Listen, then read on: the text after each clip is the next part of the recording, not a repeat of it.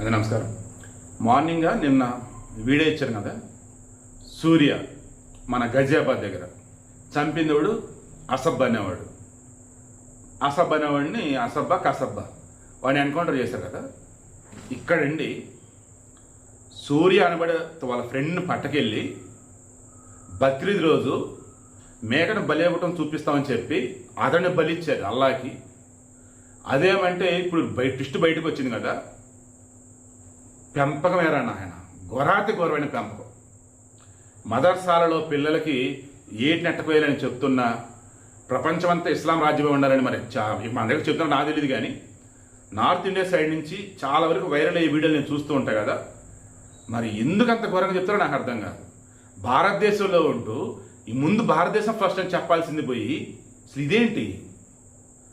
హైందవ ధర్మమే తీసుకోండి, సనాతన ధర్మం తీసుకోండి, ముందు దేశం రాజ్యం, ఆ తర్వాత కుటుంబం, ఆ తర్వాత నువ్వు. ఇదేంట్రా నాయన? బక్రీద్ రోజు ఈ అసబ్బా కసబ్బలు అయ్యా మొన్న ఎన్కౌంటర్ లేపేశారు కదా వాడిని, పిల్లగాడిని. వాడి నాన్న పేరు నవాబు. వాడంట ఆ రోజు రేయ్ సూర్యగాడి కథ ఈ రోజుతో ముగిసిపోవాలి, ఈరోజు వాడికి చివరి అవ్వాలి, ఏం చేస్తారు చేయండి అని చెప్పేసి పక్కెళ్ళాడంట. సో వాళ్ళ నాన్నేమో ఆల్రెడీ వాడిని చంపేమని చెప్తున్నారు. వాడిగాను ఈ ఫ్రెండ్స్ మొత్తం ముస్లిం ఫ్రెండ్స్, వాడు అంత ఫ్రెండ్స్. వీడు మతం మారమంటే మారట్లా, మనం చెప్పిన చెయ్యట్లా, మళ్ళీ మనతో యథావిధిగానే ఉంటున్నాడు. సో మనం అంటే భయం లేదు, మనం చెప్పింది చేయట్లేదు, మన మతంలోకి మారటం లేదు అనేసి ఘోరాతి ఘోర పేక్కొచ్చి చంపేశాడు వాడు. వీళ్ళని పిల్లలు అందామా? మరలా సూర్యుని అంత ఘోరాతి ఘోరంగా పేక్కొచ్చి చంపితే నోరు లెగవలేదు మేధావులకి, సెక్యులర్కి, ఊరికి నోరు లెగవాల. ఎప్పుడైతే ఎన్కౌంటర్ చేశారో వాడిని అప్పుడు ముందుకు వచ్చేస్తారు. మానవతా సంఘాలు వస్తాయి, సెక్యులర్లు వస్తారు, మేధావులు వస్తారు, ముస్లిం పేదలు వచ్చేస్తారు. ఇంకా ఎక్కడి నుంచి వస్తారు? సూర్య అనబడే వ్యక్తిని ఆ రకంగా చంపారు, మీరేం చెప్తారంటే ఒక్కరి నోరు ఎత్తల. అదే మన దేశంలో ఒక ముస్లిం వ్యక్తిని ఒక హిందూ ఎవరన్నా కానీ ఈ రకంగా చంపేసి ఉంటే దేశం అంతా అల్లా కల్లోలం అయ్యేది. అవునా కాదు? గుండెల మీద చేసుకొని చెప్పండి. అరే పాలస్తీనాలో ఎక్కడో ఏదో అయితేనే, సిరియాలో ఎక్కడో ఏదో అయితేనే మన దగ్గర నానా హడావుడి ర్యాలీలు చేస్తున్నారు కదా బాబు ముస్లింలు. మరి మన దేశంలో ఉన్నటువంటి ఒక హిందూ యువకుడిని ఫ్రెండ్స్ అంటూ పక్క తీసుకెళ్లి బక్రీద్ రోజు పీక కోసి ఘోరాతఘోరంగా చంపేస్తే హిందువులన్నా నోరెత్తారు ఎవరన్నా అంటే అంతంత మాత్రం. అసలు ముస్లిం ఎవరు ఖండించింది లేదు, మేధావులు ఖండించింది లేదు, లెఫ్ట్ వింగ్ అయినా కాంగ్రెస్ ఎవరు ఖండించలేదు.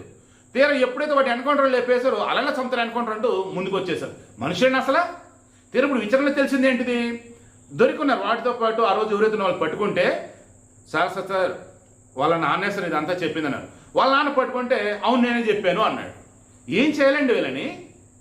సనాతన ధర్మాలనేమో వసుదే కుటుంబం అని చెప్పేసి అందరూ కలుపుకొని వెళ్ళారని చెప్పేసి చెప్తూ ఉంటే అలా మేమంతా బతుకుతూ ఉంటే, అబ్దుల్ కలాం లాంటి మేధావులు ఆయన అనుసరిస్తున్నట్టు కొంతమంది ముస్లింలకు చక్కగా పద్ధతిగా ఉంటే, ప్రపంచమంతా ఇస్లామే ఉండాలి, అల్లాని నమ్మితేనే అది, లేదా వాళ్ళు కాఫీలను చంపేయాలన్నట్టు, మన మతంలోకి వస్తే సరి, లేదా మనం చెప్పింది వింటే సరి, లేదా వాళ్ళని చంపాలన్నట్టు ఏం నేర్పుతున్నారు రా పిల్లలకి? అసలు ఇంత ఘోరంగా తయారయ్యారేంట్రా?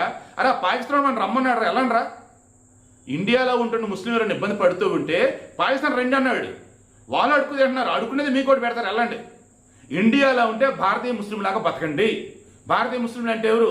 అందరిని కలుపుకొని పోయే గొప్ప మానవత్వం ఉన్నటువంటి అబ్దుల్ కలాం లాంటి వారు. అంతే తప్ప ఎక్కడికైనా సరే మా ఇస్లాం రాజ్యమే ఉండాలి, మీకు ఎంత ఉందో హక్కు మాకంతే ఉంది, ఏదో ఒక రోజు ఇది ఇస్లాం దేశం చేసేస్తాం, పిల్లలకు వచ్చేసి బాగుపడతాం నేర్పకుండా మతం నేర్పుతాం, అల్లా కోసం కాఫీర్ని చంపేస్తే స్వర్గంలో 70 కన్నెలు మన కోసం ఉంటారు. అది ఏం బతుకులు రా నాయన?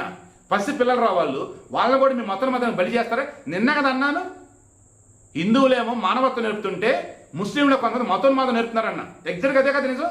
వాడు కింద కామెంట్ పెట్టాడు, ఒకటో ఇద్దరు బయట కామెంట్లు. అలా ఎందుకంటారు మీరు? అదేముండదు అది ఇదని. ఇప్పుడేమనాలి?